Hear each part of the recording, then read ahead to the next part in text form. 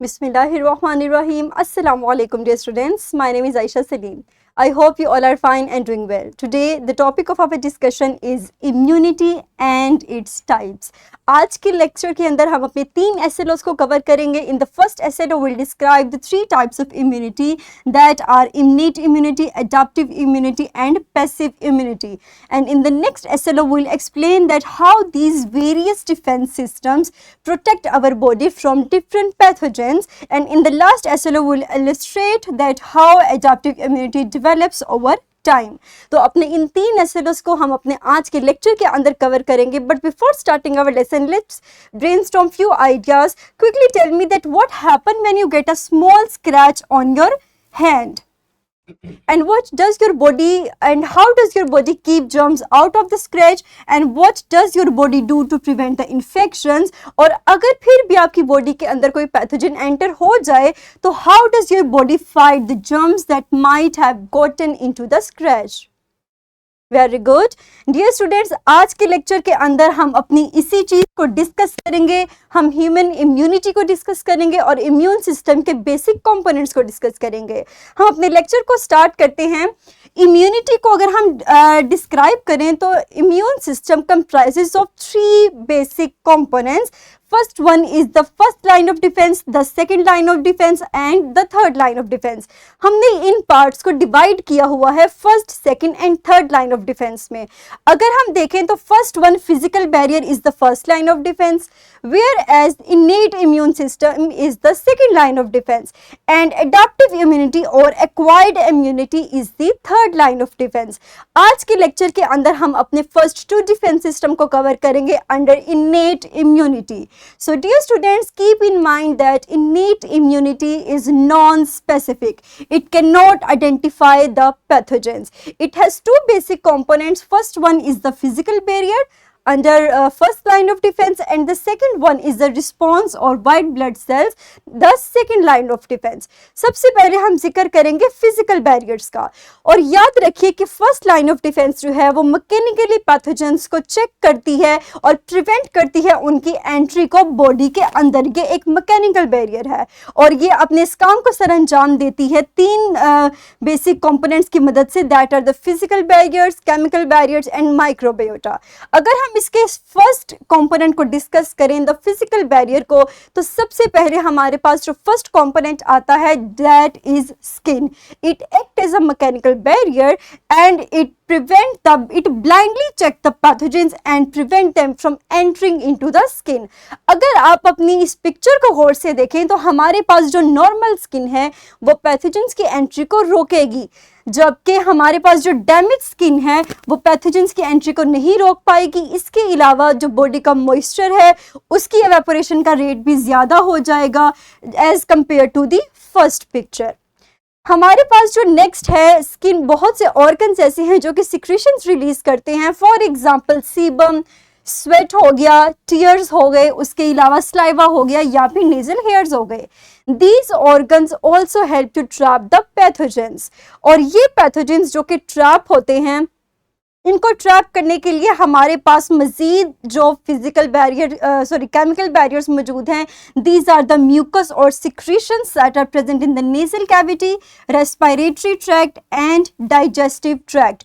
Mucus and chemical secretions in these places trap the pathogens and prevent them from further entering into the body.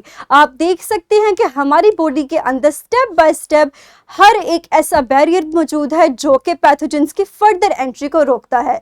सबसे पहले physical barrier है, then chemical barrier है. इसके अलावा वो micro organisms जो इन दोनों बैरियर्स को क्रॉस करके बॉडी के अंदर एंटर हो जाते हैं, they are encountered by the natural micro organisms that are present in the gastrointestinal tract. They are known as microbiota and they are eaten away by them.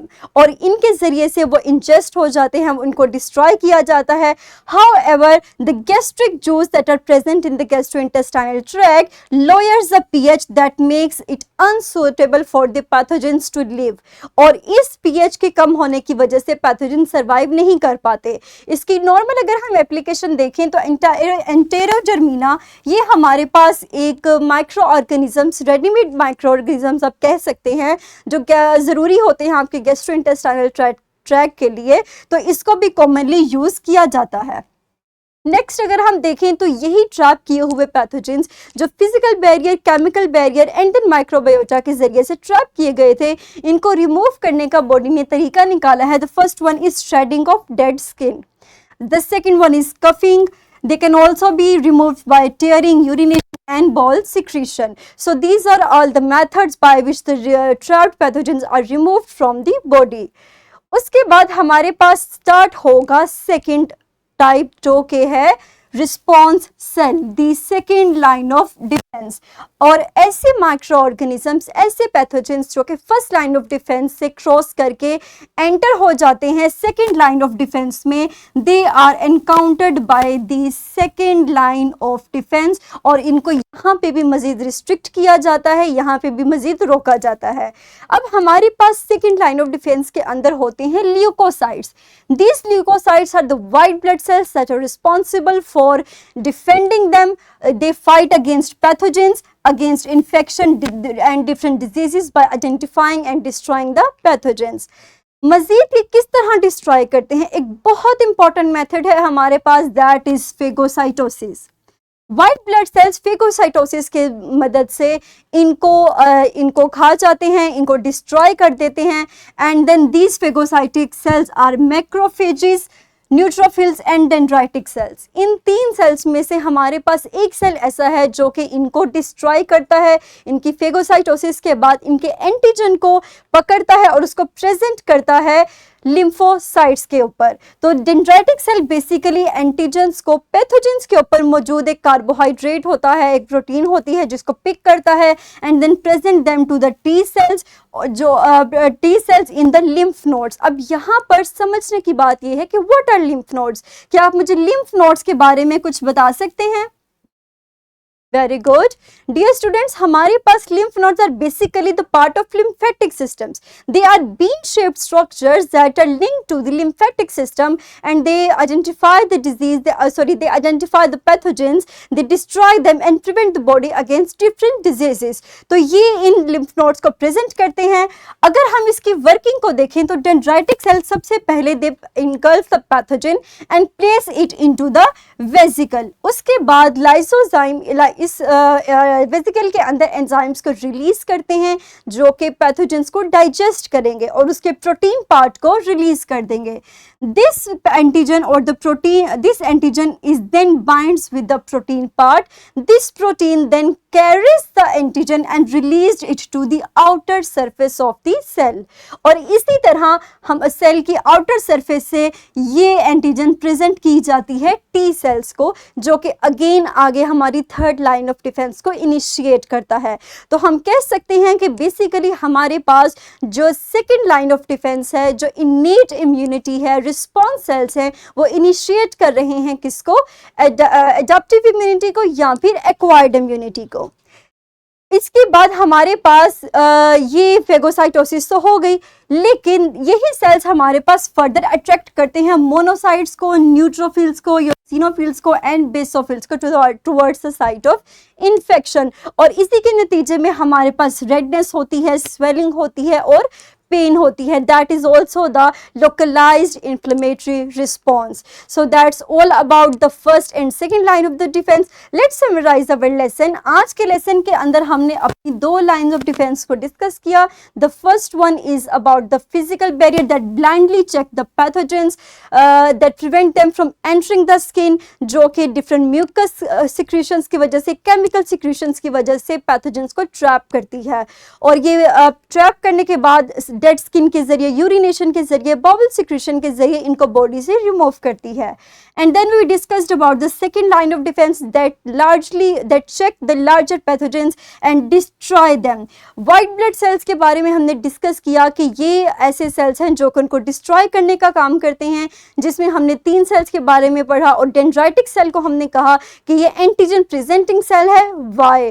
क्योंकि उसके बारे में हमने सीखा कि हमारे पास जो एंटीजन प्रेजेंटिंग सेल है वो पैथोजन को पकड़ेगा, वेसिकल की फॉर्म में उसको बंद करेगा and then lysozyme release the enzymes in this vesicle और एंटीजन को रिलीज कर देगा, that is then binds with the protein and this protein then carries the antigen and released it to the outer surface of the cell.